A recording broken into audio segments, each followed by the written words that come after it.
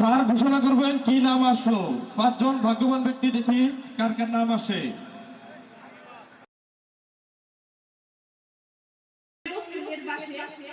যে আনন্দ পাখির গানে, যে আনন্দ অরুণালয়, যে আনন্দ শিশু দিবস, যে আনন্দ সাগর জলে, যে আনন্দ ধূলির কণায়, যে আনন্দ প্রেমের তলে, যে আনন্দে আকাশ ভরা, যে আনন্দ তারাই তারাই, যে আনন্দ সকল সুখে, যে আনন্দ রক্ত ধারায়, সে আনন্দ মধুর হয়ে তোমার প্রাণী চলছে, সে আনন্দ আলোর মতো থাক তবে জীবন। ধন্যবাদ। স্যার ঘোষণা করবেন কি নাম আসলো। 5 জন ভাগ্যবান ব্যক্তি, দেখি কার কার নাম আসে।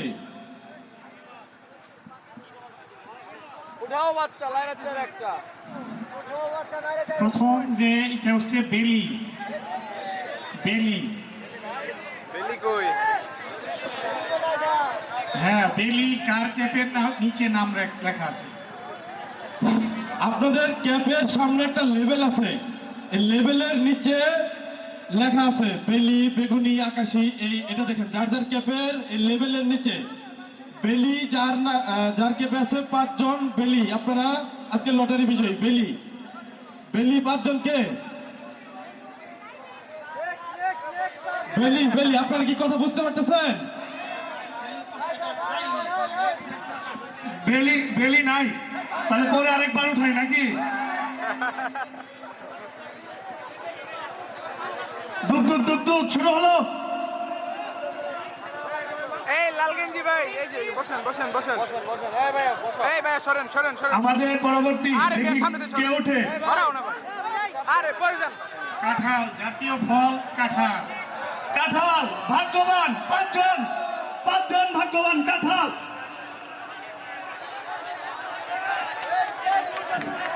কাঁঠাল কাঁঠাল আমাদের আজিজ কি পাইছে?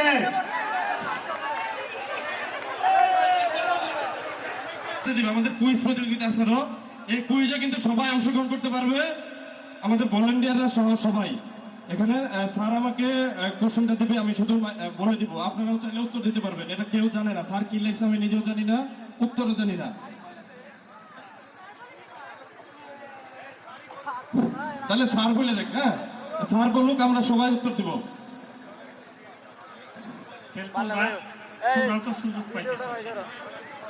রাইসা কোচিং সেন্টার কত সালে এবং কোন মাসে প্রতিষ্ঠিত হয়? আচ্ছা ঠিক আছে, মিল্টন প্রথম, তারপরে কোশ্চেন হলো উজ্জ্বল মনে হয়, দ্বিতীয় কোশ্চেন, তৃতীয় হলো মাইনুল। এই 3 জন। এই আচ্ছা মিল্টন প্রশ্ন কোশ্চেন কেউ পারে নাই, আরিফ পারছে, আরিফকে সান্ত্বনামূলক কোশ্চেন দেওয়া, পুরস্কার দেওয়া। আরিফেরটা সঠিকই, সান্ত্বনামূলকটা। দ্বিতীয় কোশ্চেনে যাচ্ছি। এই জিতু হরো।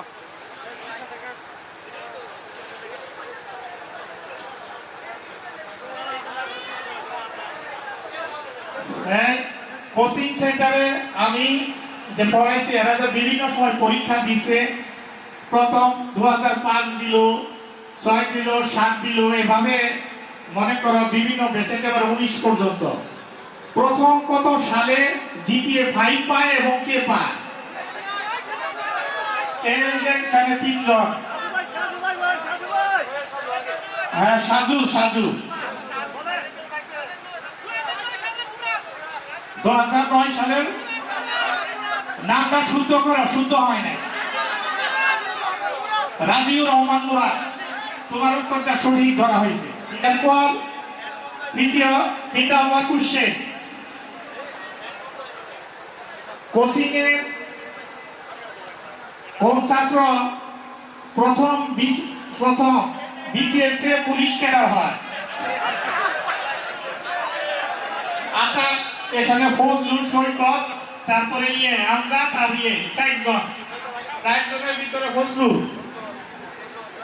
হ্যাঁ, নামটা সুন্দর করে বলো। আব্দুল আজিজ। আব্দুল আজিজ, হ্যাঁ, 43তম বিসিএস এর পুলিশ ক্যাডার। হ্যাঁ, ফজলুল। আমার কোচিং থেকে ঢাকা বিশ্ববিদ্যালয়ে চান্স পাইছে কতজন? আমার 5 জন। ফজলুল, কোশ্চেনটা কি তুমি কি করছ? হাত উঠাইছ? আমার কোচিং থেকে কতজন ঢাকা বিশ্ববিদ্যালয়ে চান্স পেয়েছে? এটা তুমি পড়ে। এই যে আপু আগে হাত উঠেছে, এই যে আপু আগে হাত উঠেছে। তিতাস কতজন? 7 জন। 7 জন কে কে?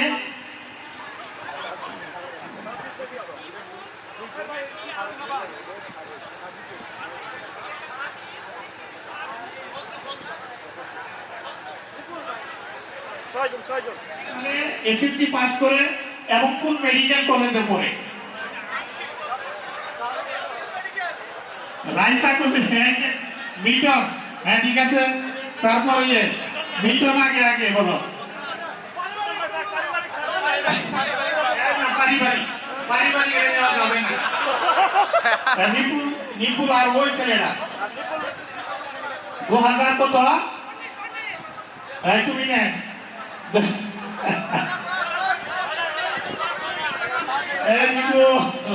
ভয় নাই ভয় নাই। এই যে আরিফ পারছে, আরিফ বলো। হ্যাঁ আরিফ, না না আরিফের ডাক। হ্যাঁ হ্যাঁ একদম কারে। আরিফের নাম লেখো। হ্যাপি নামই বলি, সে কোন এক ডিপার্টমেন্টের অ্যাসিস্ট্যান্ট ডিরেক্টর আছে। এখন ডিপার্টমেন্টের নাম শুদ্ধভাবে বলতে হবে। কে বলতে পারবা?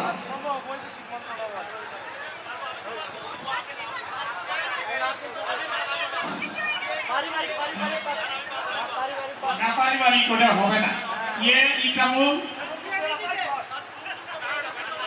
দুর্যোগ, নো দুর্যোগ না। তুমি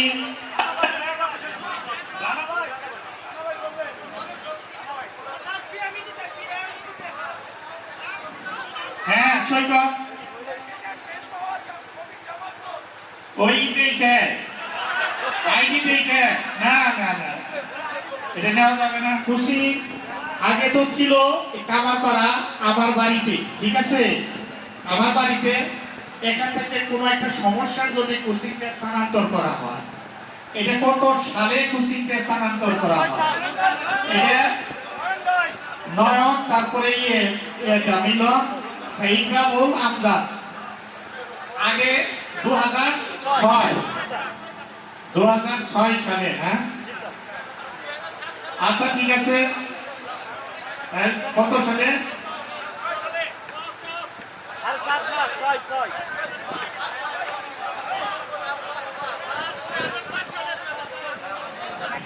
আমরা একটা টিমগুলো পরিচয় করে বানাই দিচ্ছি 12 সালে। 13 সালে স্থানান্তর হয় নাই। এরপর কি আসো? হ্যাঁ তুমি 12 সালে সাতাম হয়ে এটা আসতে পারে। তারপরে 2012 সালে ডিসেম্বর আজিজ হয় নাই সাতাম 11 সালে। ঠিক আছে। যার উদ্দেশ্যে আজকে এত বড় আয়োজন, আমরা তো চাই স্যারের কাছ থেকে কিছু শুনতে। এ পর্যায়ে আমাদের তিতাস আপু 2007 ব্যাচ থেকে স্যারকে স্কেচ দিবেন। স্কেচটি করেছেন আমাদের শাকিল ভাই।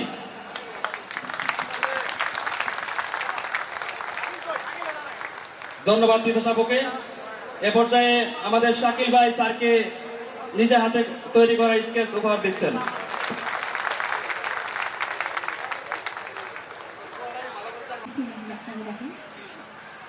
রাইসা কোচিং সেন্টার এটার আয়োজনে পুনর্মিলন অনুষ্ঠান প্রাক্তন ছাত্রছাত্রীদের। আজকে অনেক বছর পরে এই স্কুল আসলে আমি এখানে ঢুকেই খুব নস্টালজিক হয়ে যাচ্ছিলাম, কারণ পুরো 10টা বছর এই স্কুলে পড়েছি। এই গ্রামের স্কুলে বা স্কুলে এখানে খেলাধুলা চলাফেরা বড় হয়ে ওঠা, আর অনেকদিন আসতে পারিনি, ভীষণভাবে আসলে স্মৃতিকাতর হয়ে পড়েছি এখানে এসে। তো যাই হোক, আর এই পুনর্মিলন অনুষ্ঠান আমাদের মাঝে উপস্থিত আছেন আমাদের সকলের শ্রদ্ধেয় শিক্ষক, আমাদের প্রিয় শিক্ষক বাবলু স্যার। উপস্থিত আছেন এখানে প্রাক্তন ছাত্রছাত্রীবৃন্দ, উপস্থিত আছেন বিভিন্ন শ্রেণী পেশার মানুষ, উপস্থিত আছেন জনপ্রতিনিধিবৃন্দ, রাজনৈতিক নেতৃবৃন্দ, সুধীবৃন্দ, আর যারা সময় উপস্থিত আছেন সকলকে স্বাগত জানাচ্ছি। আমি সত্যি আন্তরিকভাবে দুঃখিত যে দাঁড়িয়ে যে একটু কথা বলবো এটা মানে পাচ্ছি না। এটা আপনারা আশা করি ক্ষমা সুন্দর দৃষ্টিতে দেখবেন। আর আমি আসলে এমন একটা জব করি, আমি একটু মানে সত্যিকার অর্থে একটু ইন্ট্রোভার্ট টাইপের, কথা বলতে একটু কম পছন্দ করি, কিন্তু আমার জব নেচারটা এরকম যে আমাকে সারাদিন কথাই বলতে হয়। আমি যখন উপজেলা নির্বাহী অফিসার হিসেবে ছিলাম, একটা উপজেলায় প্রায় আমার ভাই আছে মেম্বার, যোগরাজ ভাই, উনি জানেন হয়তো, ইউনোদের সাথে খুব ক্লোজ কানেক্টেডে কাজ করেন। তো একটা 147টা কমিটি আছে, 147টা কমিটির সভাপতি হচ্ছে একজন ইউনো। তো দেখা যায় প্রতিদিন 2-3টা প্রোগ্রাম থাকে, সেখানে তাকে সভাপতিত্ব করতে হয়, কিছু বলতে হয়। তো দেখা যায় সবচেয়ে যে অপ্রিয় কাজ যেটা আমি অপছন্দ করি সেটাই আমাকে বলতে হয়, কারণ আমি সবসময় বিশ্বাস করি যে কথার থেকে আমাদের কাজই প্রুভ করতে হয়। তো যাই হোক, এটা আমি যেহেতু সুযোগ পেয়েছি, আমি এখানে আসছি, আমাকে আমন্ত্রণ জানাচ্ছেন, এটা আমি ভীষণভাবে সম্মানিত, কৃতজ্ঞতা প্রকাশ করছি প্রথমে। আর এই সুযোগে আসলে কিছু কথা বলতে চাই। আমি প্রথমেই কৃতজ্ঞতা প্রকাশ করছি আমার পরিবারের কাছে। আপনারা দেখলেন আমার বড় ভাই।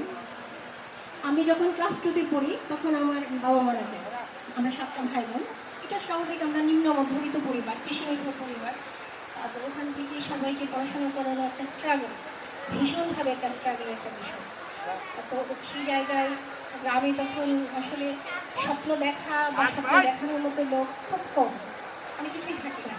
তো এর মধ্যেও কিছু স্বপ্নবাজ মানুষ থাকেন যাদেরকে আমরা তখনই খুব, আমি নিজেকে খুব ভগবান মনে করবো যে পেয়েছি। আর প্রথমে আমি কৃতজ্ঞতা আবার প্রকাশ করছি আমার পরিবারের প্রতি, যাদের স্ট্রং সাপোর্ট ছিল দেখে আমরা এই স্ট্রাগলের মধ্যেও আমরা প্রত্যেকে আসতে পেরেছি একটা জায়গায়। এটার জন্য আমার বড় ভাইকে কখনোই আমি মানে ভাই পরিবার কখনো বলা হয় না। তো আজকে আমি আমার বড় ভাইকে মানে কৃতজ্ঞতা প্রকাশ করছি প্রথমেই, কারণ এটা বাবার মতো বড় ভাই আসলে সবসময় যেটা।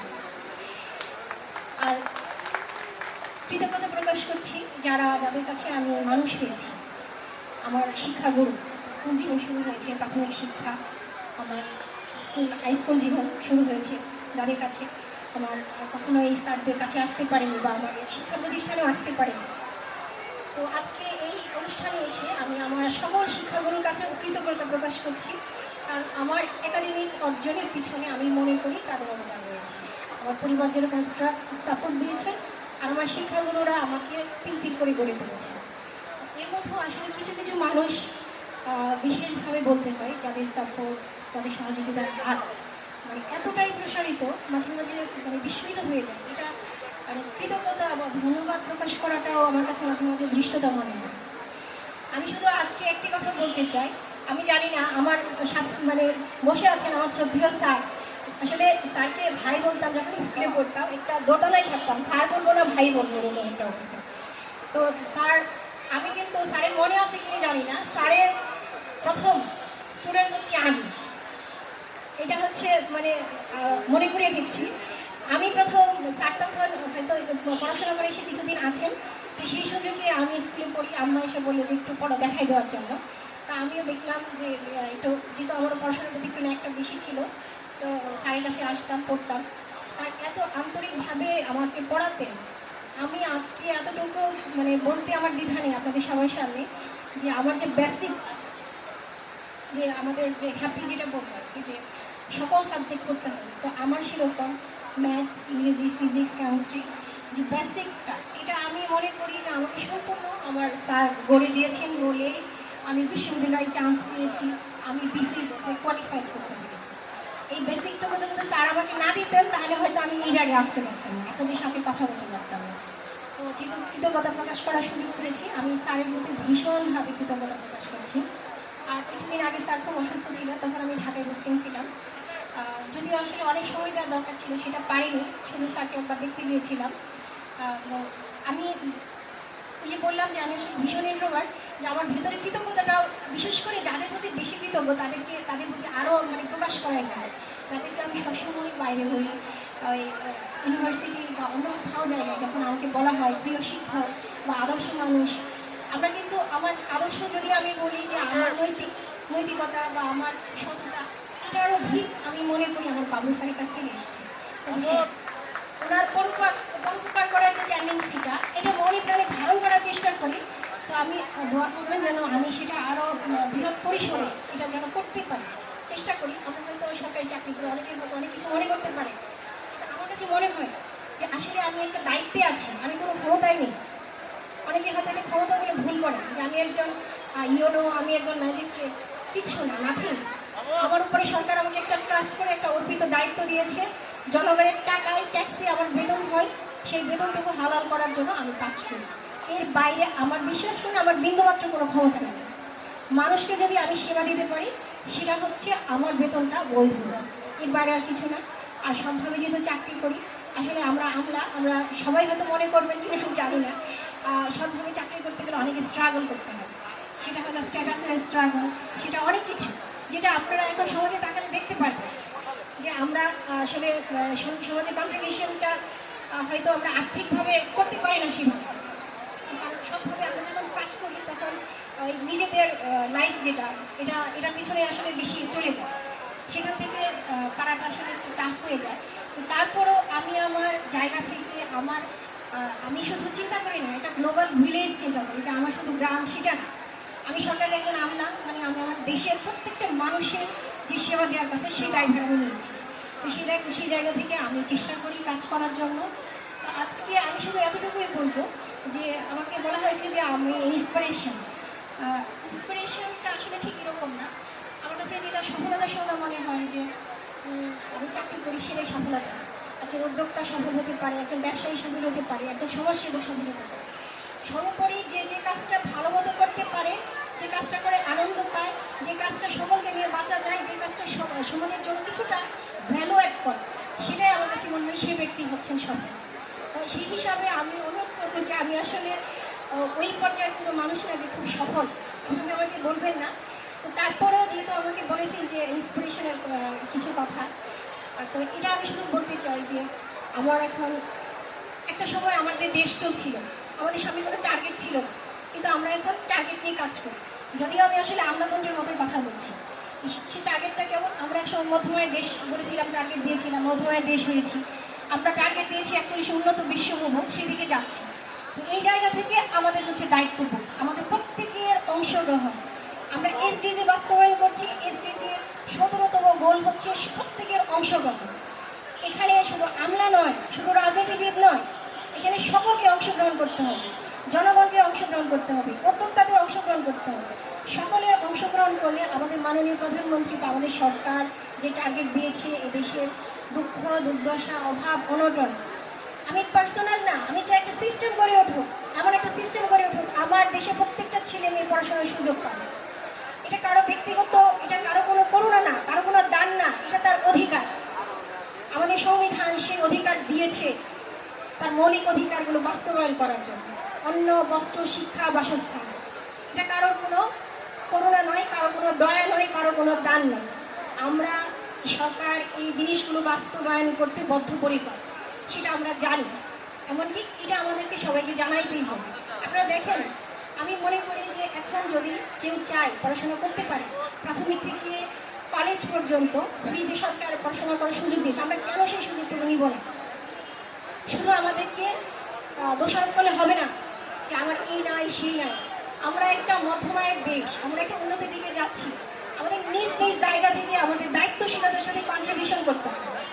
আমার সরকারকে হাত শক্তিশালী করতে হবে, আমার সিস্টেম ডেভেলপ করতে হবে। আমরা যে অবস্থায় থাকি না কেন আমাদেরকে সেবা দিতে হবে, চেঞ্জ করতে হবে। এই চেঞ্জটুকু কারা করবো?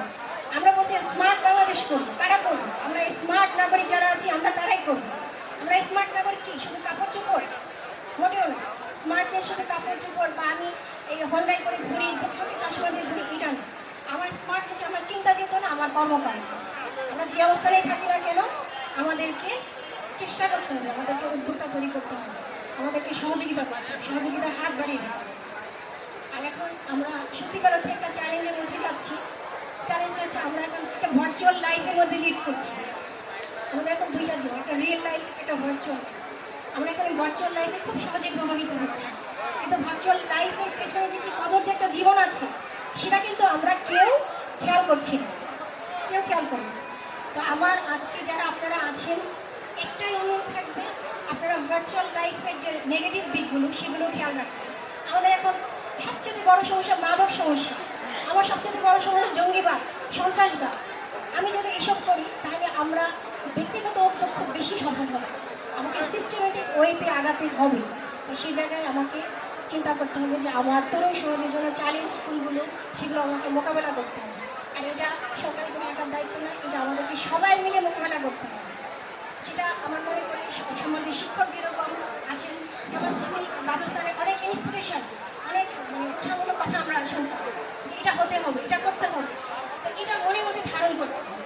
তো আমরা এটা বলি যে আপনারা সমাজে যারা আছেন, যাদেরকে মনে করে, যাদের দিকে তাকিয়ে আছেন, আমরা মনে করি সমাজে সবাই গাইডেন্স দেয়, কিছু গাইডেন্স থাকে। আপনারা সবসময় চেষ্টা করবেন সমাজটাকে একটু এগিয়ে নেওয়ার জন্য। আমাদের যে এখন চ্যালেঞ্জগুলো, মাদক, সন্ত্রাসবাদ, ঘুষ, দুর্নীতি, এগুলো আমাদেরকে এখনই সময় রুখে দাঁড়াইতে হবে। কারণ আমরা এখন উন্নত বিশ্বের দিকে যাচ্ছি। উন্নত বিশ্বে আমাদেরকে উন্নত নাগরিক হতে হলে আমাদেরকে মেন্টালিটি, নৈতিকতা, সততা, এইসবের জায়গাগুলো আমাদেরকে উন্নত করতে হবে। তা আমার মনে হচ্ছে আমি আসলে অনেক কথা বলছি। আরেকটা বিষয় শুধু বলতে চাই যে আমি মনে করি যে জায়গায় আছি আমি সততার সঙ্গে দায়িত্ব পালন করার চেষ্টা করি। আমরা সকলেই সেই চেষ্টাটুকুই করবো। আর আমি পার্সোনালি হয়তো কারো কখনো যদি কোনো প্রয়োজন হয় বৈধতার মধ্যে চেষ্টা করি, অনেকে হয়তো ফোন করেন, বলেন, সেই জায়গাগুলো আমি মিটিগেট করার চেষ্টা করি। কিন্তু আসলে আমাদের একটাই সমস্যা আমাদের সার্ভিসে, যে আমি ছুটি পাই না। আমি প্রায় 5 বছর পরে ঈদ করছি আমি আমার ফ্যামিলির সাথে। এটা হয়তো সবার কাছে অবিশ্বাস মনে হইতে পারে, কিন্তু 5 বছর আমি ঈদে আসতে পারিনি, আমার ফ্যামিলির সঙ্গে ঈদ করতে পারিনি, ছুটিটুকু আমার মিলে না। তো এই জায়গাটুকু আমার কমিউনিকেশন একটা গ্যাপ আছে। কিন্তু আমি এতটুকু আশ্বস্ত করতে চাই, আমি আমার স্কুল, আমি আমার শ্রদ্ধেয় টিচার, আমি আমার গ্রামবাসী সবাইকে মনে প্রাণে আমি ধারণ করি, ভালোবাসি। তাদের যদি কোনো কাজে একটু উপকারে আসতে পারে, এটা আমি মনে করবো যে আমার যেটা ঋণ, এটা আমার শোধ করা হবে। এইটুকু আমি সবসময় চেষ্টা করবো। আপনারা আমার জন্য দোয়া করবেন। আর সবশেষে আমি শুধু একটা কথা বলতে চাই, এটা আসলে চেয়ারের জন্যই হোক, যে উপদেশ হয়তো, আমরা মাকে ভালোবাসি কম বেশি। আমার মা যদি দরিদ্র হয়, আমার মা যদি গরিব হয়, আমার মা যদি অসুন্দর হয়, আমরা কিন্তু কেউ কখনো বলি না যে আমার মা দরিদ্র, অসুন্দর, আমার মা পারফেক্ট না, এটা কিন্তু বলি না। তো আমি মনে করি যে আমার দেশমাতৃকা আরেকটা মা, আমরা সকলেই আমাদের দেশমাতৃকা মাকে ভালোবাসবো। মাকে আমরা যেভাবে ভালোবাসি, আমার দেশ গরিব, আমার দেশ পারফেক্ট না বলেই তাকে আমি দূরে সরাই রাখবো, সমালোচনা করবো, সেটা না। আমি আমার সবাই প্রত্যেকের অবস্থান থেকে মায়ের মতো দেশকে ভালোবাসবো। তাহলে আমরা সকলে মিলেমিশে যে সফলতার কথা বলছি, সেটাকে আমরা উদযাপন করতে পারবো। আপনারা সবাই ভালো থাকবেন। আর আমি আবারও কৃতজ্ঞতা প্রকাশ করছি রাইসা কোচিং সেন্টার এবং স্যারের প্রতি, যে আমাকে সম্মানিত করেছেন, এখানে ডেকেছেন। আমিও চেষ্টা করব এভাবে যোগাযোগ রাখার। আর ফাউন্ডেশন ফান্ডের কথা বললে আমি আমার জায়গা থেকে যতটুকু হেল্প করার, অবশ্যই আমি এটা হেল্প করব। কারণ স্যারের হাত যদি আমি শক্তিশালী করতে পারি, আমি এতটুকু নিশ্চিত হতে পারি একটা সমাজ অনেকটুকু এগিয়ে যাবে, অনেকটুকু এগিয়ে যাবে। তো এই প্রত্যাশায় ব্যক্ত করছি স্যারের বিধায়ক এবং স্যারের পরিবার যারা আছে, সন্তান সন্ততি সহ। আমি যতটুকু জানি ভাবি খুব চমৎকার মানুষ, ভাবি খুব ভালো স্টুডেন্ট ছিলেন।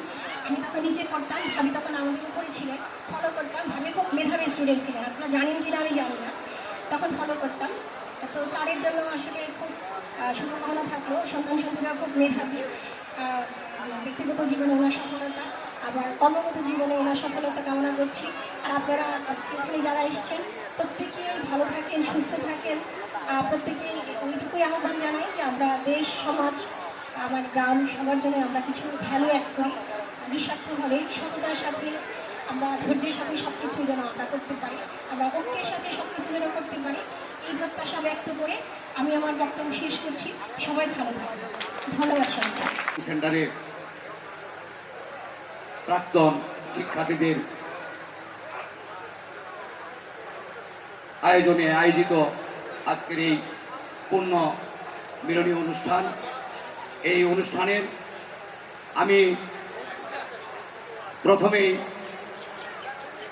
ধন্যবাদ জানাই আমার পক্ষ থেকে এবং আমার এই গ্রামের পক্ষ থেকে ধন্যবাদ জানাই যারা আজকের এই অনুষ্ঠানের আয়োজক, যারা আয়োজকের সহযোগী, তাদের সকলের প্রতি আমার কৃতজ্ঞতা। তারা আজকের যে এই অনুষ্ঠানটি তৈরি করেছেন, এই অনুষ্ঠান আমার আগের বক্তাও বলে গেছেন, আমিও বললাম যে এই অনুষ্ঠান আমি আমার জীবনে এই প্রথম মন্ত্রীচর হাই স্কুল মাঠে আমি আজকে প্রথম দেখলাম। আমি আশা রাখবো যে এই যে প্রথম যে লেখা হয়েছে, আমি আশা রাখবো যে ইনশাআল্লাহ প্রথমটা যেন বাবলু ভাইয়ের জীবনের শেষ দিয়েই যেন শুরু থেকে শেষ পর্যন্ত এই প্রথমটা শুরু হয়ে থাকে। এটাই আমার প্রথমেই এই বাবলু ভাইয়ের রায়সা কোচিং সেন্টারের প্রতিটি ছাত্রছাত্রীর প্রতি এটাই আমার অনুরোধ। আমি কি দিয়ে যে শুরু করবো এটা আসলে আমিও খুঁজে পাচ্ছি না, কারণ আমি রায়সা কোচিং সেন্টারের ছাত্র না। আমি আমার পাশে যে বসে আছেন উনি আমার পাশাপাশি বড় ভাই, আমরা একই সমাজে একই বাড়িতে একই সাথে আমরা বড় হয়েছি। বাবলু ভাই আপনাদের অনেকেরই শিক্ষক, আপনারা ছাত্র হিসেবে অনেকে অনেক কিছু বলে গেছেন, কিন্তু আমার তো ছাত্র না বিদায় আমার বলার মতো কোনো কিছু নাই। তাই আমি পারিবারিকভাবে আমার ভাই সম্বন্ধে আমি দু একটি কথা বলি, আমার বক্তব্য শেষ করব। যেমন আমার ভাই ছোট ভাই তুহিন বলে গেছেন যে বাবলু ভাই পল্লীবিদ্যুতে চাকরি করেছিলেন, উনি তার নীতি এবং আদর্শকে রক্ষার সাথে পল্লীবিদ্যুতে চাকরি উনি করেন নাই, চাকরি ছেড়ে চলে এসেছেন। উনি চলে এসে আমার কাকা এই মতিজান হাই স্কুলের প্রধান শিক্ষকতা থাকাকালীন উনি এই হাই স্কুলের শিক্ষকতা নিয়েছিলেন। উনি কিন্তু শিক্ষকতা করতে পারেন নাই, কারণ এই সমাজের আমার আরেকজন এই রায়সা কোচিং সেন্টারের ছাত্র আব্দুল আজিজ সাহেব বলে গেছেন, ওনার ভাষায় আমিও দু একটি কথা বলতে চাই যে বাবলু ভাইয়ের মতো শিক্ষক, একজন আদর্শ মানুষ এই সমাজে যেন নিপীড়িত নির্যাতিত না হয়, এরকম শিক্ষক যদি এই মুন্সিরচরে জন্ম হয়, তাহলে আমি এই যে প্রজন্ম, নতুন প্রজন্ম আমরা যারা আছেন, আমাদের জীবন কিন্তু প্রায় শেষ। আমরা কিন্তু পারি নাই বাবলু ভাইয়ের আদর্শ এবং নীতিকে রক্ষা করতে। এই গ্রামে কিন্তু আমরা রক্ষা করতে পারি নাই। যদি তার আদর্শ এবং নীতিকে রক্ষা করতে পারতাম, তাহলে ওই আজিজ সাহেবের মতো আরো হাজার হাজার আজিজ এই মুন্সিরচরে জন্ম নিত, কিন্তু আসলে আমরা পারি নাই। আমি অনুরোধ রেখে যাই, আজকের যারা প্রজন্মে যারা আছেন উপস্থিত, সাদা গেঞ্জি, আপনাদের প্রতি আমার অনুরোধ, আপনারা যদি এই বাবলু ভাইয়ের মতো কোনো শিক্ষক এই গ্রামে জন্ম নেন, তার প্রতি খেয়াল রাখবেন, তার আদর্শের প্রতি খেয়াল রাখবেন। কারণ বাবলু ভাই দেখেন, একটা রায়সা কোচিং সেন্টার আমার ছোট ভাই বলে গেছে তার আঙ্গিনা থেকে শুরু করেছিল, কিন্তু আমরা সমাজের এমন কিছু লোক ছিলাম যাকে যারা আঙ্গিনা তাকে বসবাস করতে দেওয়া হয় নাই, তাকে আমরা নির্যাতিত করে পাঠিয়ে দিয়েছিলাম এই মুন্সিরচরের আর পশ্চিম প্রান্তে। সে শিক্ষার প্রতি, কারণ তার শিক্ষার প্রতি একটা দায়িত্ব ছিল, আমার কাছে মনে হয় শিক্ষা তার রক্তের সাথে মিশে গেছিল। কারণ হলো তার বাবাও ছিলেন একজন আদর্শ শিক্ষক, স্কুলের শিক্ষক। তাই আমার কাছে মনে হয় যে তার শিক্ষার প্রতি, মানুষের প্রতি শিক্ষিত হয়, সে কারণ সে জানে একজন শিক্ষকের ছেলেই জানে যে শিক্ষাই জাতির মেরুদণ্ড, শিক্ষা ছাড়া কোনো জাতি উন্নত হতে পারে না। তাই তিনি শিক্ষাকে টিকিয়ে রাখার জন্য এখান থেকে সে নির্যাতিত হয়ে চলে গেছিল এই মুন্সিরচরের আরেক প্রান্তে। আসলে আমার কিন্তু স্কুলের ছাত্র হিসেবে কিন্তু আমার কোনো জীবনই নাই। তাই পাশাপাশি আমার ভাই হিসেবে আমি দু একটা কথা বলতেছি, যদি কারোর মনে কোনো কষ্ট লাগে আল্লাহর রাস্তায় ক্ষমা করে দিয়েন, আর নিষেধ করলে আমি হয়তো বলবো না, তাও ঠিক বলা বাদ দিব। যে যাই হোক, আমি বাবলু ভাই খুব কষ্ট করে এই শিক্ষাকে, এই শিক্ষার মানকে, এই সমাজের মানুষকে শিক্ষিত করার লক্ষ্যে রায়সা কোচিং সেন্টারটি মুন্সিরচরের পশ্চিম প্রান্তে সেটাও আবার উপস্থিত করেছিল। সেখানে সে আমার কাছে মনে হয় সেখানেও সে টিকতে পারে নাই, সে শেরপুর চলে গেছে। শেরপুর থেকে আজ আবার পুনরায় নারীর টানে হোক, গ্রামের টানে হোক, তার রক্তের টানে হোক, সে মুন্সিরচরে আবার স্থান নিয়েছে। আমি উপস্থিত সবার কাছে অনুরোধ রাখি, যেখানে সে উপস্থিত হয়েছে সেখান থেকে যে শিক্ষার আলু গ্রামে গঞ্জে শহরে ছড়িয়ে দিচ্ছেন, সেই শিক্ষা প্রতিষ্ঠান যেন বাবলু ভাই টিকে থাকে, সেই দিকে আমি সকলকে তার দিকে লক্ষ্য রাখার জন্য আমি অনুরোধ করছি। পাশাপাশি আমি এই জন্যই বললাম, কারণ আমি জানি না, আমি তোর ইতিহাস পড়িও নাই, আমি তোর উচ্চ শিক্ষিত ছাত্রও না। আমি জানি, আমি শুনেছি আপনাদের কাছে যে বিশ্বের মধ্যে শিক্ষার মান, বিশ্বের মধ্যে শিক্ষক যারা, তাদেরকে বিশ্বের সব জায়গায় বোধ সম্মান করে, শুধু আমাদের বাংলাদেশের মানুষই শিক্ষকের সম্মান করে মনে হয় কম। এই জন্যেই শিক্ষকেরা যেন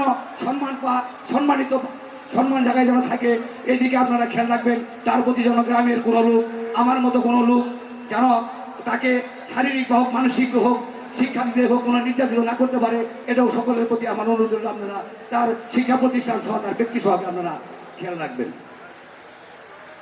আমি শুনেছি আজ থেকে বেশ কিছুদিন আগে যে শেরপুর সদর 14টা ইউনিয়ন নিয়ে শেরপুর সদর পৌরসভা সহ উপজেলা গঠিত। এর মধ্যে শিক্ষার মান শেরপুর সদরের 14 ইউনিয়নের মধ্যে মুন্সিচর গ্রামে সবচেয়ে বেশি ছিল। মুন্সিচর গ্রামে সবচেয়ে বেশি ছিল, শিক্ষিত ছিল।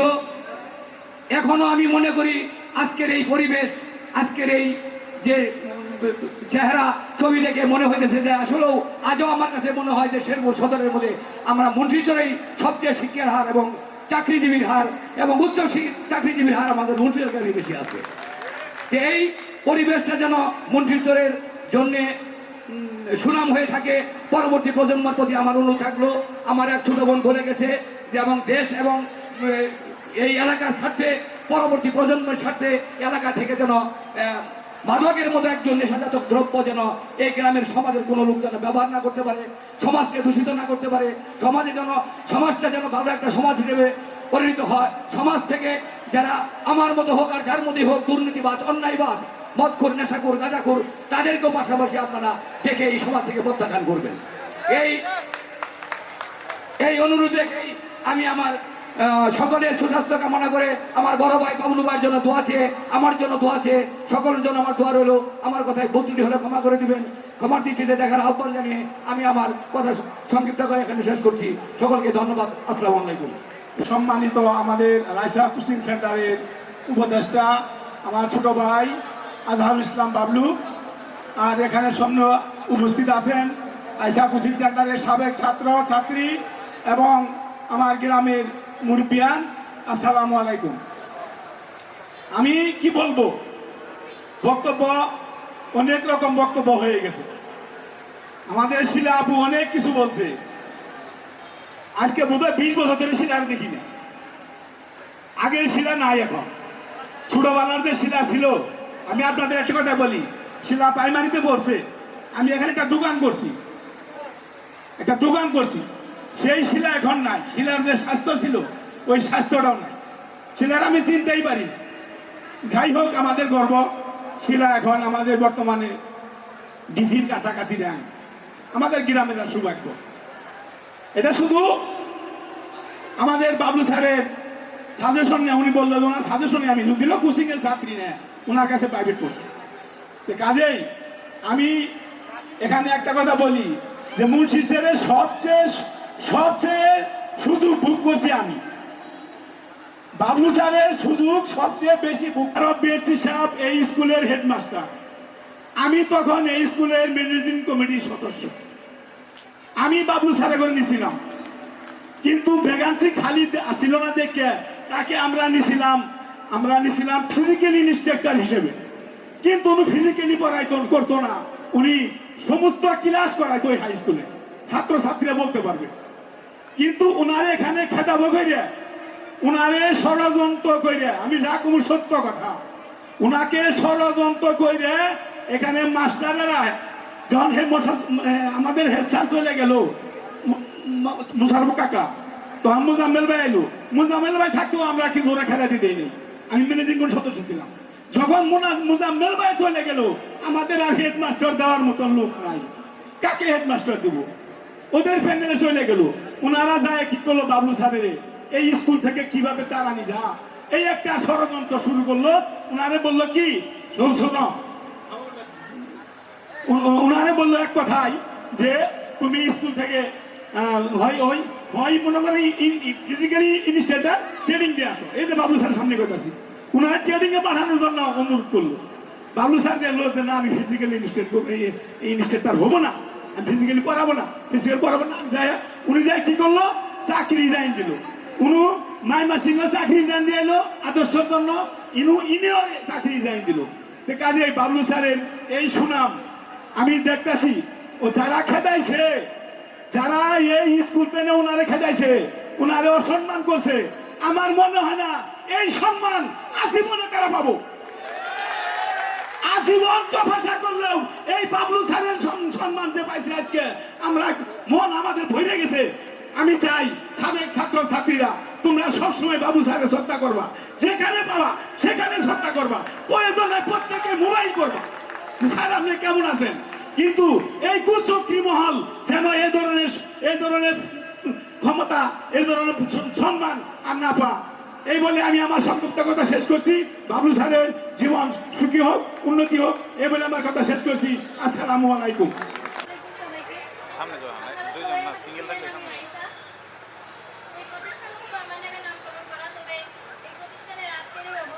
উন্নতির পেছনে আমার বাবার ভূমিকাই প্রধান। ছোটবেলা থেকে এই প্রতিষ্ঠানকে আমি দেখে বড় হয়েছি। ফিজিক্স, কেমিস্ট্রি, হায়ার ম্যাথ এরকম অদ্ভুত অদ্ভুত নাম আমি ছোটবেলায় পড়াশোনা কি জিনিস বোঝার আগেই শুনতাম। কিন্তু এই সাবজেক্টগুলোকেও যে এত সুন্দরভাবে পড়ানো যায়, আমি যদি আমার বাবার কাছে না পড়তাম আমি আসলে বলতে পারতাম না। এই কোচিং সেন্টার আসলে একটা অন্যরকম প্রতিষ্ঠান। ছোটবেলা থেকে কোনো সাইনবোর্ড আমি দেখি নাই, বছর শেষে কোনো প্রচার প্রচারণা করার জন্য কোনো পোস্টার ছাপাইতে দেখি নাই আমি। কিন্তু গর্ব করে বলার মতো বিষয় এটাই যে এই প্রতিষ্ঠান ছাত্রছাত্রীর অভাবকে জিনিস আসলে কোনোদিন বুঝে নাই। আমার বাবা হচ্ছে আমার পাওয়া একটা শ্রেষ্ঠ উপহার। আমার ইন্সপিরেশনের মেইন সোর্স আমার বাবা। অনেক আপস এন্ড ডাউন ছিল আমার জীবনে, বাবা আমাকে অনেক ইন্সপায়ার করছে। আমার আজকের এই অবস্থানের পিছনে আমার বাবার ভূমিকা। আমার বাবার জন্য সবাই দোয়া করবেন, আমার জন্য দোয়া করবেন। আসসালামু আলাইকুম।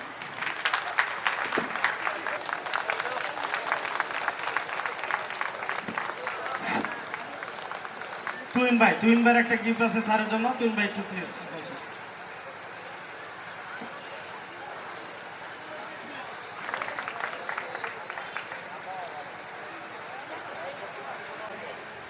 আমার ছোট ভাই মাহমুদুল হাসান পিন্টু, উপস্থিত আছে Zahid Hasan Tuhin, senior VP bank Asia. উপস্থিত আছেন এখানে আমার বড় ভাই প্রবীণ রাজনীতিবিদ জনাব ইরাজুজ্জামান। উপস্থিত আছে আমার ছোট ভাই 5 নং ওয়ার্ডের সাবেক মেম্বার জনাব আসাদুজ্জামান যুবরাজ। আরো উপস্থিত আছেন এখানে আমার অনেক ওয়েল উইশার, যারা আমার শুভকাঙ্ক্ষী, তারা মঞ্চে উপবিষ্ট আছেন। আরো আছে আমার সবচেয়ে আজকে আমার খুশির দিন, সেটা হয়েছে আমি 2005 থেকে 2019 সাল পর্যন্ত যেসব ছাত্রছাত্রী আমি পড়িয়েছি তারা আমার সামনে সাদা পোশাকে আসন গ্রহণ করে আছে। আমি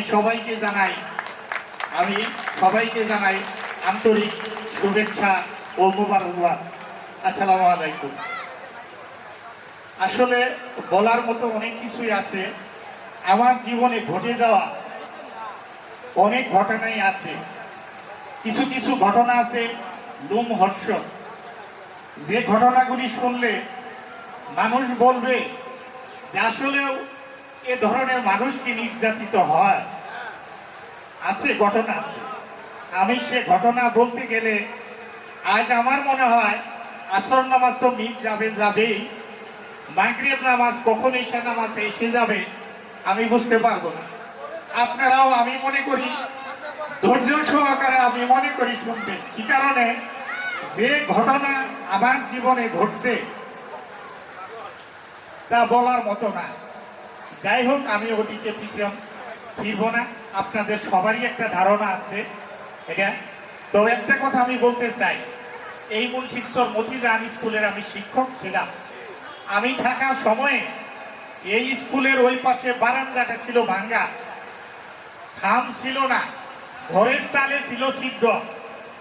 আমি ক্লাস 9-এর গণিত করাইতাম, যে জায়গায় দাঁড়িয়ে ওই জায়গায় মাথার উপরে ছিল ভাঙ্গা। বৃষ্টি আসলে দেখা যায় তো প্রথমে বৃষ্টি চালে না পড়ে ওই বৃষ্টি পড়তো আমার মাথায়। আমি দেখছি কোনো দিন স্কুলে ঝড় আসছে, ওনার ভাই বলতে পারবো, এখানে উপস্থিত আছেন, স্কুলে ঝড় আসছে, সব স্যারেরা দৌড়ে অফিসে চলে আসছে।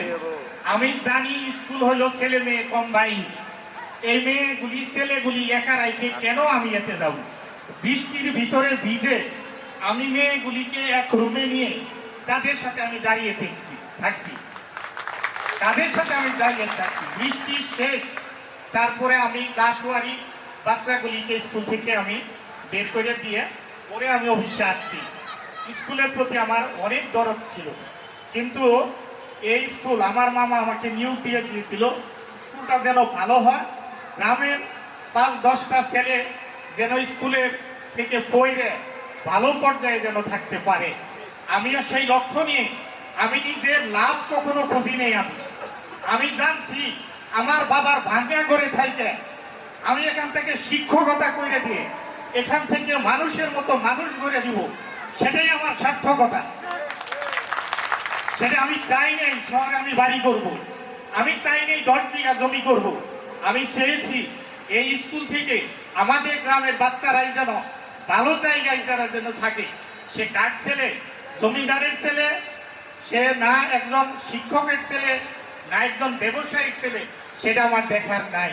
সেটা হলো সে মেধাবী এবং সে যদি মনোযোগী হয় তাকে আমি অবশ্যই ভালো একটা জায়গায় আমি পৌঁছাইতে পারবো ইনশাল্লাহ। এইটুকু আশা নিয়ে আমি এই স্কুলে ঢুকছিলাম। আমি স্কুলে দেখলাম যে স্কুলে যদি আমি থাকি এইখানে একটা মারামারি এমনকি মার্ডার হওয়ার মতো সম্ভাবনা আছে। আমার বাবা অনেক ভালো মানুষ ছিলেন, আমি তার জন্য আমি নামাজে বসে দোয়া করি আল্লাহর ওনাকে বেহেশতবাসী করুক। উনি আমাকে ডেকে বললেন, বাবলু তুমি স্কুলের মঙ্গল চাইলে কি হবে? গ্রামবাসী তোমার মঙ্গল যদি না চায়, স্কুলের মঙ্গল না চায়, তুমি কেন এগুলি করবা? ছেড়ে দাও চাকরি। তুমি একটা বেতনভুক্ত স্কুলে, এমপিওভুক্ত স্কুলের আমি বেতন পাইতাম এইখানে। আমার বাবা তো আমাকে 10 বিঘা জমি দেয় নাই, কিচ্ছু না। আমার বাবা অসুস্থ হওয়ার পরে আমরা মাইনাসে ছিলাম, ঋণগ্রস্ত ছিলাম। এই ঋণের ভাগ কিছুটা পরে আমার কাঁধে, কিছুটা পরে এই যে গত বছর মারা গেল আমার ছোট ভাই তার কাঁধে। আমার বড় ভাই তো 500 টাকার মাস্টারি করতে হয়ে যায়। আমার বড় ভাই ওনার এই টাকায় তো দিনই চলে না, উনি কিভাবে ঋণ শোধ করব? আমি প্রাইভেট পড়াই, ছেলেদের কাছে প্রাইভেট পড়াই। তবে প্রাইভেটের সিস্টেম এরকম ছিল, আমি মনে হয় এখানে উপস্থিত আছে অনেকেই জানেন আপনারা। এই যে সকালবেলা আমি 96 জন ছাত্র আমি পড়াইতাম, 3টে ভেসে 96 জন। প্রত্যেকটা ভেসে আমার তাদের বলা ছিল, তোমরা আমাকে টাকা সুদি করে টাকা, সে টাকা তোমরা আমাকে দিবা না, তোমরা কামলা দিয়ে টাকা সেটা আমাকে দিবা না, তোমরা যারা গরিব কোনো ধরনের টাকা দেওয়ার দরকার নাই। অনেকেই বলতে পারবো আমি যখন শিক্ষকতা করছি প্রাইভেটের টাকাগুলি দিছে, কখনো আমি গুইনা পকেটে তুলি নেই, যা দিছে হাতে দিয়ে বুক করে আমি পকেটে রাখছি অনেকেই। এরপরে দেখা গেছে আমি অনেক গরিব ছাত্র। তবে আমি একটা ঘটনা বলি, জঙ্গলির একটা ছেলে, এই ছেলেটা বর্তমানে সম্ভবত নৌবাহিনীতে চাকরি করে, ছেলেটা আতিউর রহমান সাদা ওর নাম। এই ছেলেরা আমার কাছে উচ্চতর পড়ে, আমার কাছে ফিজিক্স পড়ে, আমার কাছে জেনারেল ম্যাথ পড়ে, 3টে সাবজেক্ট সে প্রাইভেট পড়ার পরে সে আমাকে বলতেছে যে স্যার আপনার টাকাটা আমি একসাথে দিব, 2-3 মাস পরে দিব। আমি বললাম আচ্ছা ঠিক আছে, তুমি 2-3 মাস পরেই দিও। আমি ভাবছি যে তারা ইরি ধান কাটবে, ধান বিক্রি করে আমাকে টাকা দিবে। ওই রাস্তার ওই জায়গায় এখান থেকে পড়ায় একটা ব্যাস শেষ হইতো, আমি রাস্তায় যাই দাঁড়াইতাম। দাঁড়ানোর পরে এই ছেলে আমার কাছ থেকে তো 4-5 দিনের ছুটি দিছে, নিয়ে সে কামলা দিছে, অন্যের ক্ষেতে ধান কাটার জন্য 2 বাপুতে কাজ করতেছে। কাজ করার পরে 5 দিন পরে সে আসছে, আইসা ওই জায়গাতে সে 500 টাকা আমাকে বের করে দিছে। আমি তথ্য নিলাম এই ছেলে 5 দিনের কেন ছুটি নিল। পরে জঙ্গলদের ছেলেরা আমারে বলে কি, স্যার আপনার কাছে যে প্রাইভেট করে সে টাকা তো বলছে 2-3 মাস পরে দিব, এর জন্য ওরা 2 বাপুতে কাজ করতেছে আপনার টাকাটার জন্য। পরে ওখানে সে পকেট থেকে 500 টাকার একটা নোট আমাকে বের করে দিছে। আমি তখন বললাম যে শোনো, এই টাকা তুমি পকেটে রাখো। ও ভাবছে কি যে আসলেও 3 মাসের টাকা তো আমার দিয়ে সারি নেই, স্যার এই 500 টাকাই নিন, স্যার এই সামনে 2-1 দিনের ভিতরে আপনি টাকাটা পরিশোধ করে দিন। পরে বললাম সাদা শুনো, তুমি টাকা কোত্থেকে নিয়ে আসছো এটা আমি জানি, আমি অভাব থাকলেও তোমার এই 500 টাকা, তুমি যে টাকা কর্ম করে নিয়েছে এই টাকার অভাব আমার নাই।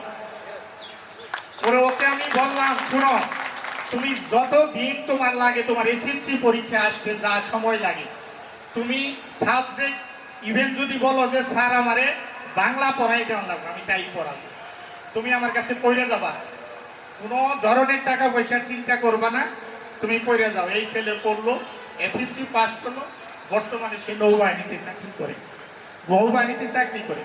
ঠিক আমি এই আশা নিয়েই আমি স্কুলে ঢুকছিলাম, অনেক যে এই স্কুল থেকে আমি অনেক ভালো ভালো পোলাপান আমি বের করব, কিন্তু আসলে হয় নাই, পরিস্থিতি ওই রকম ছিল, অনুকূলে ছিল না, যার জন্য স্কুল থেকে আমার বের হইতে হয়েছে। আমার বাবা, বললাম যে আমার বাবার কথাটা রাইখে গেলাম, আমার বাবা বলতেছেন যে শুনো, তোমার দাদাও কোনোদিন কারোর সাথে ঝগড়া করে নাই, আমি তো করি নাই, তোমরা দেখতেই আসো, আমি চাই না তুমি কোনো ঝগড়ার সাথে তুমি জড়াও, তুমি স্কুলের চাকরি ছেড়ে দাও, ছেড়ে দিয়ে তুমি আমার ছেলে, তোমাকে আমি চিনি, তোমার মেধার ব্যাপারে আমি জানি, তুমি ফুটপাতে কাগজ কলম নিয়ে বসে থাকলে এ ধরনের স্কুলের শিক্ষক, 3টা শিক্ষকের বেতন যে কোনো সময় তুমি পাবা। ঠিক আমার বাবার দোয়া, আমার বাবার দোয়া, শুধু 3 শিক্ষকের টাকা আমি ইনকাম করি নাই, পুরা স্কুলের টাকা যে আছে এক সময় আমি তাই ইনকাম করছি। আমার মনে হয় স্কুলে থাকলে, আমি আগেই বললাম, আমার কোনো লাভ হইতো না, আমি ওই ভাঙ্গা ঘরে কোনো রকম করে পিড়াটা করতে পারতাম, বড় করতে পারতাম না।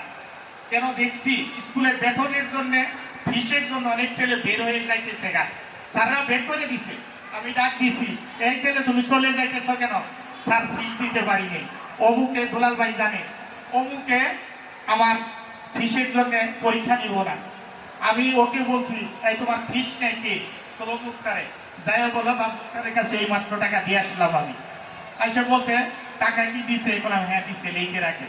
সবাই টাকা ভাগ করে পাইছে, আমি ওদিন ভাগের টাকা পাইনি, আমি শূন্য পকেটে বাড়িতে ফিরছি।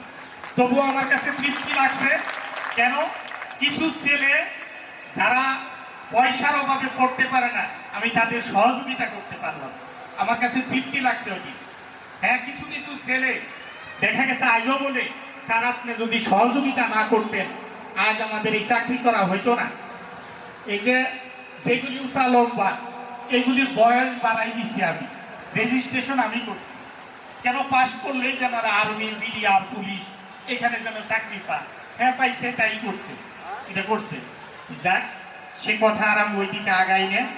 এখন অনেক স্মৃতি আছে আমার সাথে, কোচিং, স্কুল, গ্রামের অনেক খোলাপান, এগুলির সাথে আজিজ।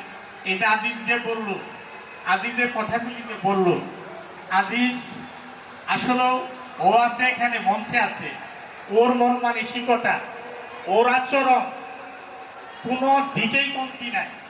ও এই পদ পাওয়ার মতো যোগ্য ছেলে, ও এই পদ পাওয়ার মতো যোগ্য ছেলে।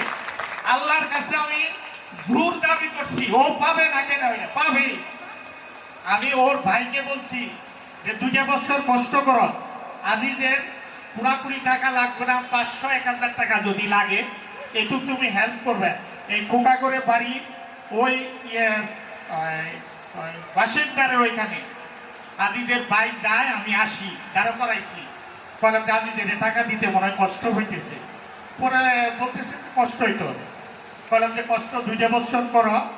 এই আজিজ হয় এসপি হবো, না হলে সে ম্যাজিস্ট্রেট হবে, যাই না রাখবো তুমি। পরে ঠিকই যখন রেজাল্ট হয়েছে, আমি জামানের মাদ্রাসায় রেজাল্ট দেওয়ার জন্য গেছি।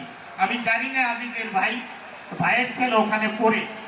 আজিজের ভাই আমাকে দেখে তাড়াতাড়ি ঘর থেকে বেরিয়ে আমার সামনে আসছে।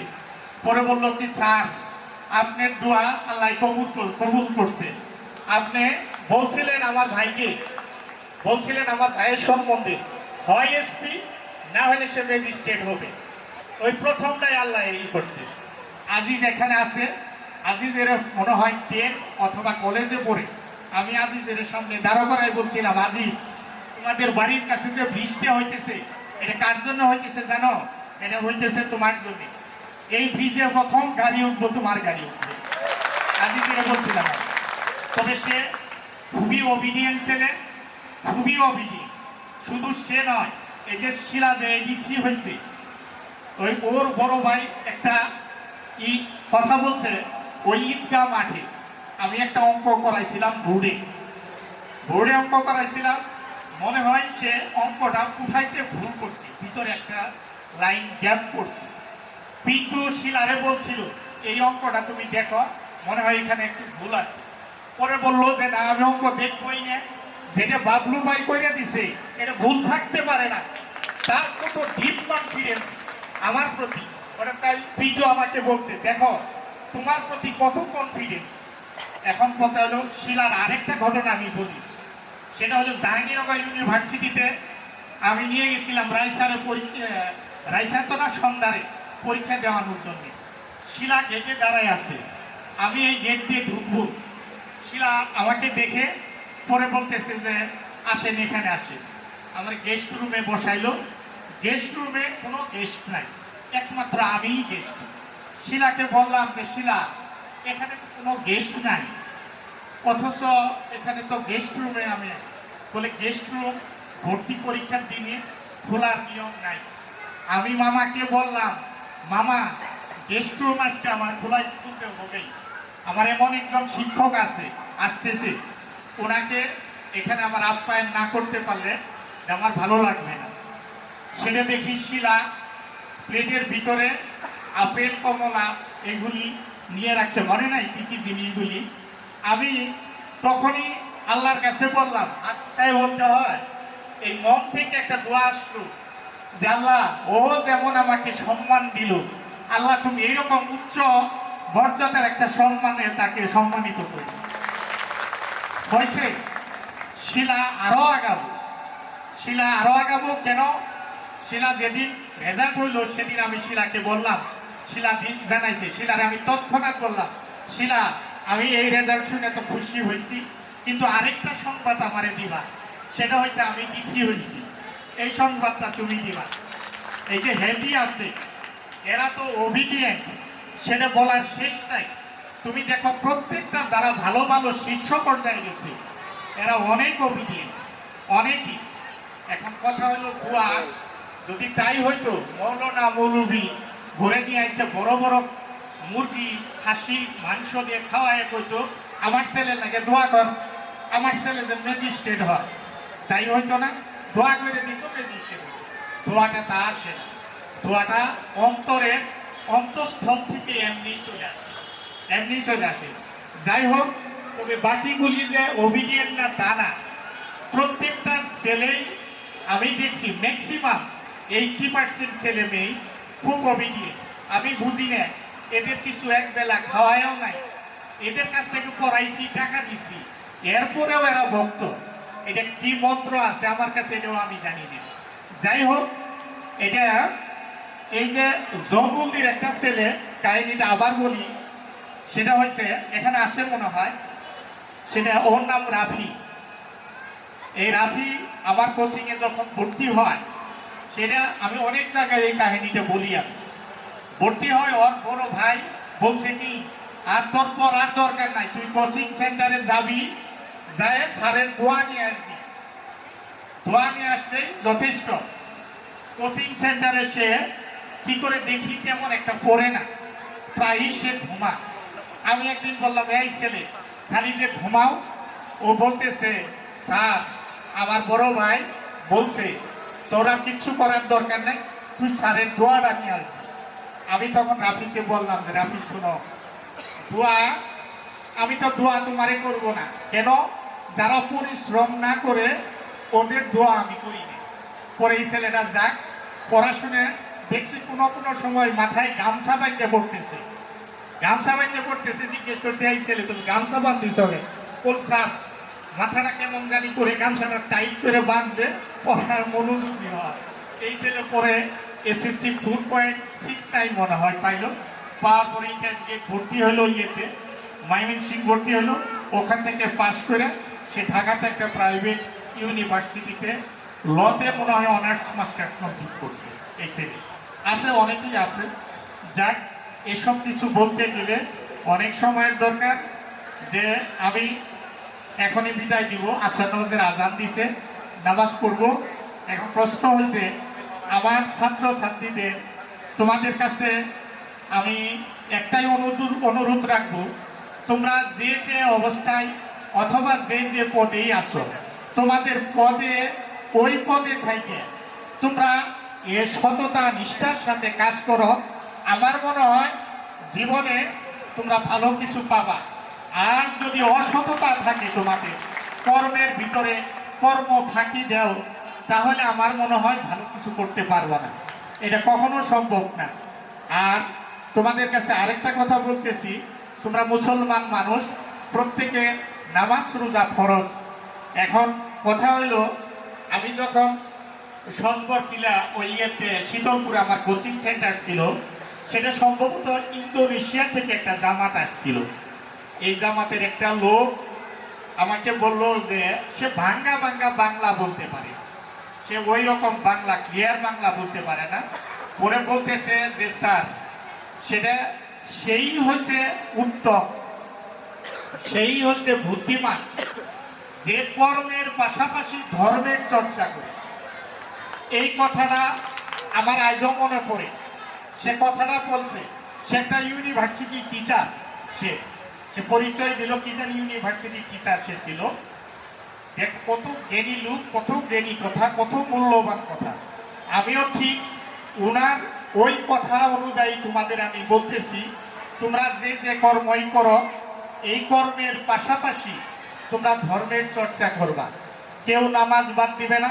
আজান দিল, তোমরা যে কর্ম আছো, আমার তো মনে হয় কোনো কোম্পানি যদি বলে যে না এই তোমাকে নামাজ পড়ার সুযোগ দেওয়া হবে না, আমি মনে করি ওই কোম্পানি ছেড়ে দাও, ওই কোম্পানি ছেড়ে দাও।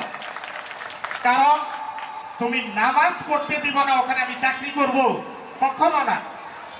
আমি নামাজ পড়ার সে তাকে শর্ত দিবা, আমি 5 ওয়াক্ত জামাতে নামাজ পড়বো, আজান দিব, আমি চলে যাব, আইসা আপনার কর্মে আমি যোগদান করব। এভাবে আমি মনে করি তোমরা এইভাবে এগিয়ে যাও। প্রত্যেকের কর্ম থেকে নিজের লাভ হবে, পাশাপাশি তোমরা যারা আছে গরিব আছে তোমাদের বাড়ির পাশে, তুমি জানালার ঠাই লাগানোর দরকার। ঠাই না লাগে এই টিনের জানালা থাকলেও তো বাতাস আসবে না। এইখান থেকে কিছু টাকা যদি একটা গরিবের কিছু বই কিনে দেওয়া যায়, সেটা কিন্তু লাভ হবে। ওই ছেলেটা একদিন মানুষ হইলে তোমার তার হাত হচ্ছে দোয়া করা লাগবে না। সে যে মানুষ হইল সৎকর্ম করে খাইতেছে, এদের জন্য তুমি সওয়াব পাবা, অবশ্যই পাবা।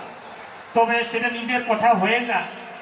এই ইউনাইটেড ক্লিনিকে, এই যে ইয়েতে, অর্থাৎ মাহমুদুল হাসানের ক্লিনিকের নাম কি ইউনিক ক্লিনিক মনে হয়, ওখানে একটা ছেলে এই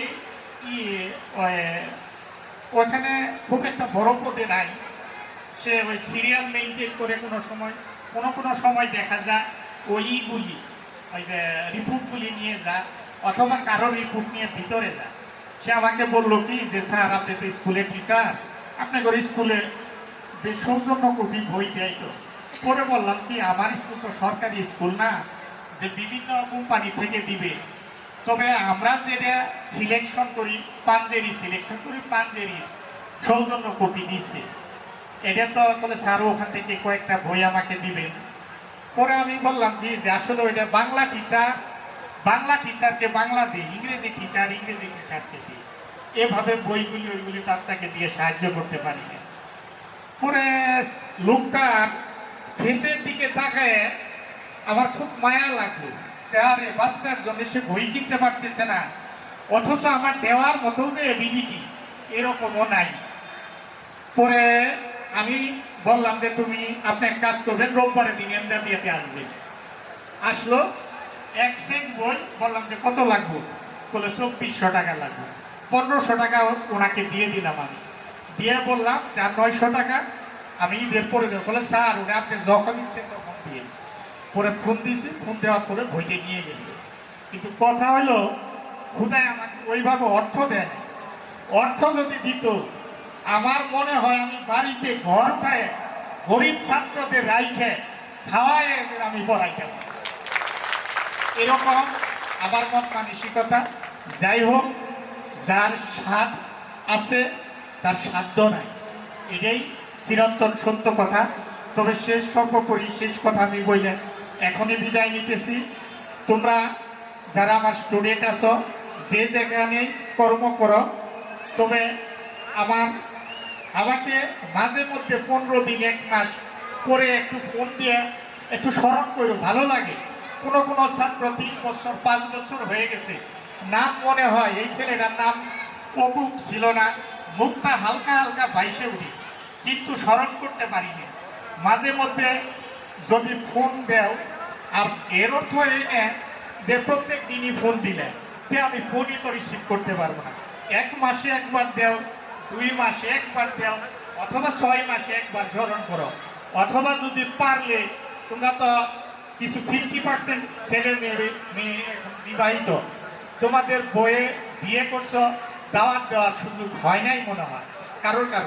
তোমরা বউ বাচ্চা নিয়ে আমার বাসায় বেড়াই আসলে, যদিও তোমাদের চা অথবা বিস্কিট না খাওয়াইতে পারলাম, খালি মুখে চলে আসলে, তবুও তো তোমার ওয়াইফ দেখলাম, তোমার বাচ্চাটা দেখলাম, তোমাকে দেখলাম, তুমি কেমন সুখে আছো একটু দেখলাম, একটু দেখে আমার তৃপ্তি লাগবে।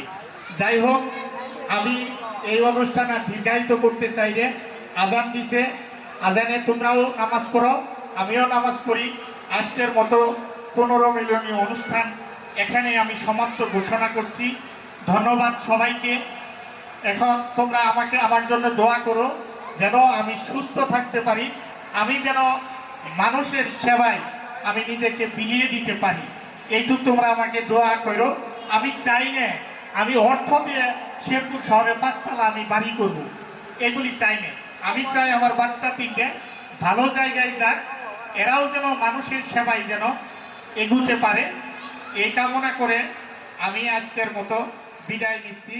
আসসালামু আলাইকুম।